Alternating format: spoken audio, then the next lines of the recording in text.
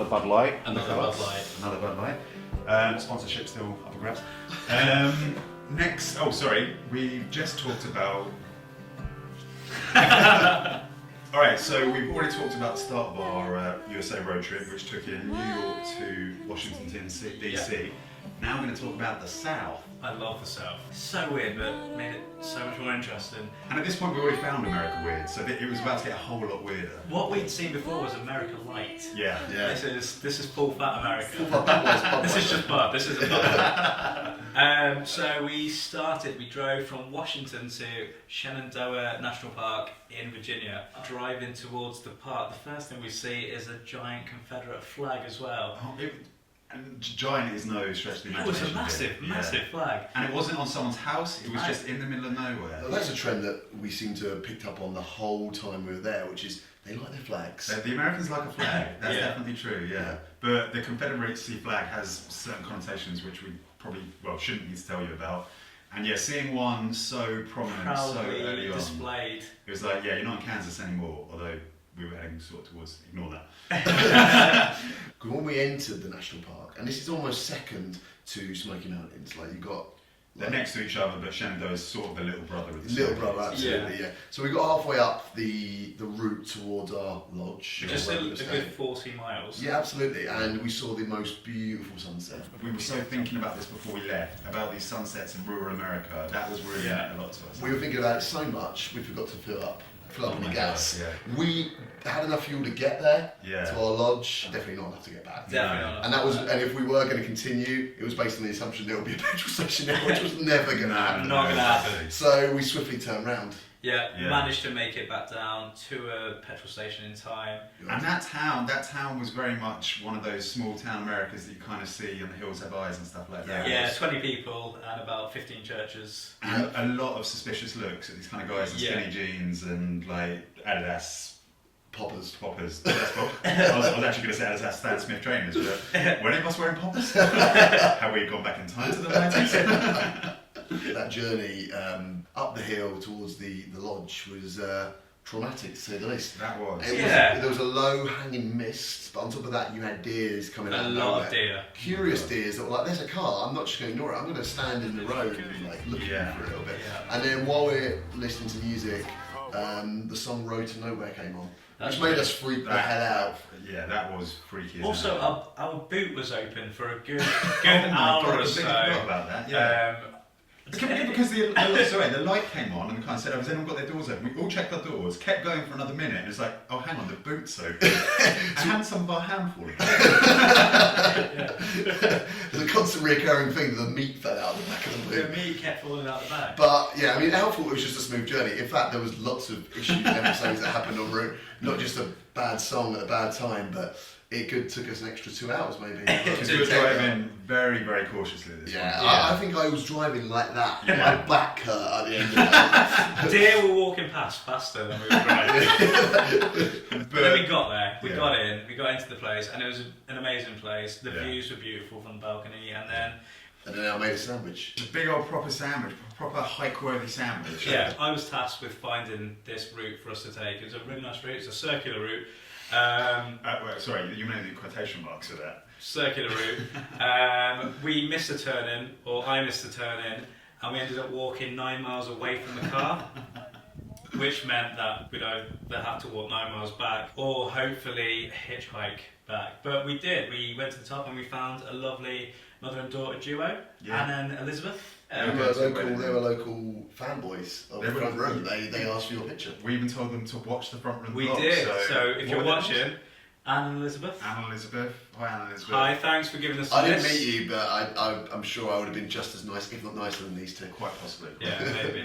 So we then head into Nashville, and I think instantly we got a vibe. We did, yeah. You know, there's not many places where you can just, even during the day, walk around, go to the main bar hub of where the strip of good.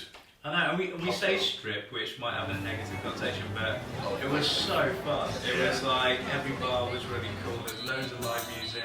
The people there were really nice, and that's what we did as well. We asked for more recommendations. Everyone was more than happy to help us, recommend the bars that we go to. which in Nashville and throughout the trip was always the best thing to do. Yeah. Never Google, never TripAdvisor. We did that occasionally, last resort, but ask the locals, Yeah. and the locals will help you out, like they did in Nashville. And That's probably because they have this really strong sense of pride about where they're from. Yeah, They don't absolutely. want you to have a bad time. No, And we it's felt that true. more in the south than anywhere Yeah, else. yeah, It's like absolutely. you're going to have a good time Yeah. here. And not only, as soon as you get talking, they're like more inclined to help you because they bloody love your accent. Yeah, They that's do. true, yeah. They really do. Yeah, I'd love to know if they actually understood what Nathan was saying, but it didn't really matter to them. They just wanted us to, on more than one occasion, they just said, "Oh, you'll keep on talking now." They didn't say it like that. Oh, you keep on talking now. You'll keep on talking now, honey. Oh, Words to that effect. They wanted to hear those English accents as often as They they did. could. But it was reciprocated. All we wanted to do was hear them talk. The southern drawl. The southern drawl. Yeah. That's what we wanted. But one of the other good things, well, one of the best things I think we did in Nashville was as a result of your contacts back in the UK. Yeah, so from the whole writing thing, we were introduced to a singer called Erin Ray and her band Erin Ray and the Meanwhiles. She was brilliant. She took us to this gig in Cumberland Caverns, which about an hour outside Nashville. It was a really scenic, lovely drive. Go off track, 'cause when we went to see the cave system, by going off track, we saw some unbelievable sights. Yeah. We saw like a disused railway track. We saw a local store that had like just Instagram written. It was like Americana.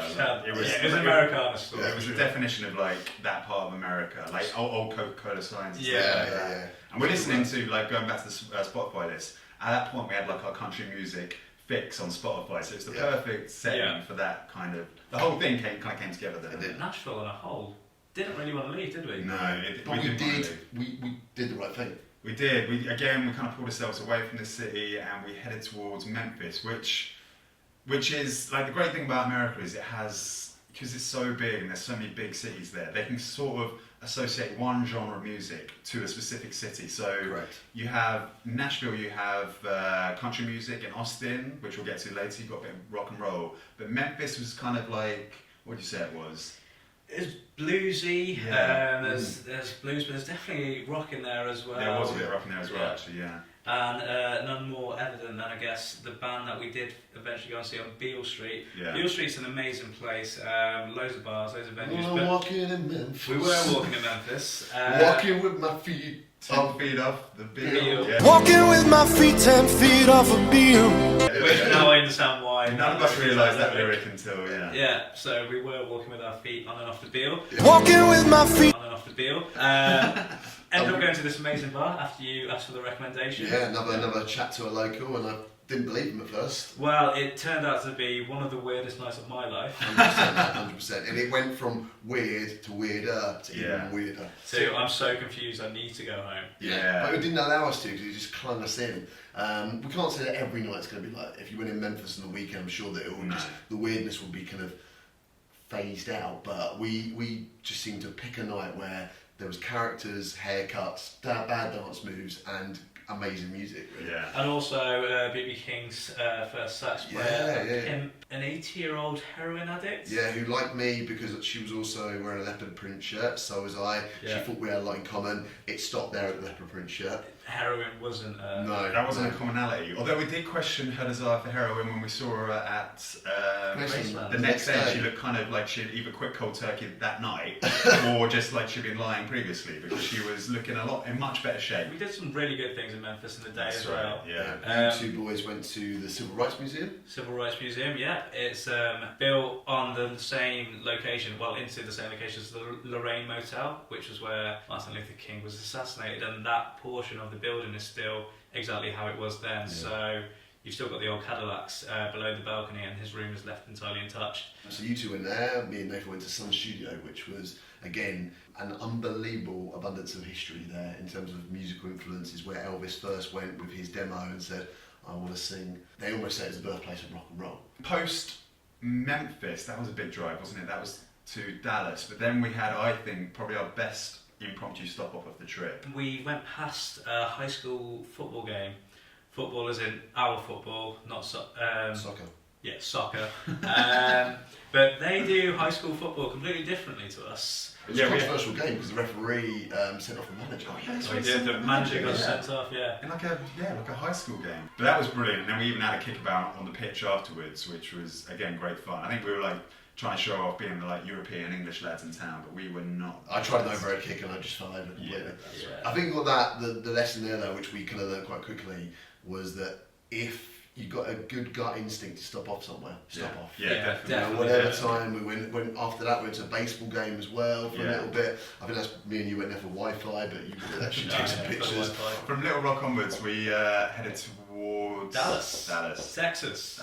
Oh, that was our first point to Texas, wasn't it? That's exciting. Yeah. Yeah. Really, really amazing place. We didn't do too much there. I was going to say, really amazing. It's probably a bit excessive given we didn't really do anything. But what we did do was really amazing. Well, it was almost a little bit unbelievable. I'm sort of have a bit of a passing interest in American sports, and I know the AT&T Stadium where the Dallas Cowboys play is one of the biggest stadiums in the world. Got there, asked how much a tour was. It was like $50. We were like, nah, we don't really want to pay $50 for a tour.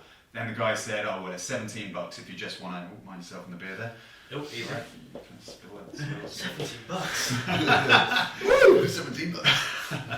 $17 for to go onto the pitch and have a kick around, and we're like, no, come on, that's surely not true. But lo and behold, we paid our $17. You go in there, we got an American football from one of the guys, like a security guy on the sideline, and they just allow you to go on the pitch. Oh, we were throwing, scoring touchdowns. And we checked out the changing rooms and checked out the trading rooms. Al wanted to just stay in there the whole time until the cheerleaders go back. That's absolutely rubbish. But that was definitely a worthwhile stop. It was a really good decision to do that. And then it was another long old drive down to Austin. You got a feeling for the city straight away that, like, again, it loved its music. It was passionate about its music, and we found most of the bars, even though we didn't go to that many of them, were really geared up for that, like rooftops. A lot of live music as well. Lights. We went to one of the bars we went to, the first one, there was an amazing band playing, and they were just doing like 90s covers. Yeah. Saw that we were from Britain. Stuck on a bit of Oasis. Stuck on a bit of Oasis, and it wasn't Wonderwall. Thank God for that. It was Supersonic. And yeah, he played it again a couple of times and kept giving us a shout out.